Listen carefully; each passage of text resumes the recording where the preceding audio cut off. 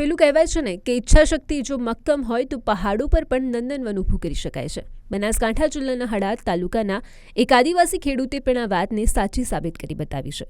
અરવલ્લીના પથ્થરિયા અને ગરમ પહાડીઓ પર ઠંડા પ્રદેશનું ફળ એટલે કે સ્ટ્રોબેરી ઉગાડીને જયંતિભાઈ બુંબડિયાએ કૃષિ ક્ષેત્રે નવો રેકોર્ડ સ્થાપ્યો છે. હળાદના પ્રગતિશીલ ખેડૂત જયંતિભાઈ હગરાભાઈએ પોતાના ખેતરમાં 4,000 સ્ટ્રોબેરીના રોપા અને 3,000 શક્કરટેટીનું વાવેતર કર્યું છે. આ એવો વિસ્તાર છે જ્યાં પાણીની તંગી છે અને ગરમીનું પ્રમાણ પણ વધારે રહે છે. તેમ છતાં જયંતિભાઈએ છેલ્લા 5 વર્ષથી રાસાયણિક ખાતરને તિલાંજલિ આપીને સંપૂર્ણ પ્રાકૃતિક ખેતી અપનાવી છે. ગત વર્ષની સફળતા બાદ આ વર્ષે પણ તેમણે મબલખ ઉત્પાદન મેળવ્યું છે. સ્ટ્રોબેરી હંમેશા ઠંડા રાજ્યો કે પ્રદેશોમાં જ ઉગે છે, પરંતુ જયંતિભાઈએ પહાડી ગરમી સામે લડવા માટે એક અનોખો જુગાડ પણ કર્યો છે.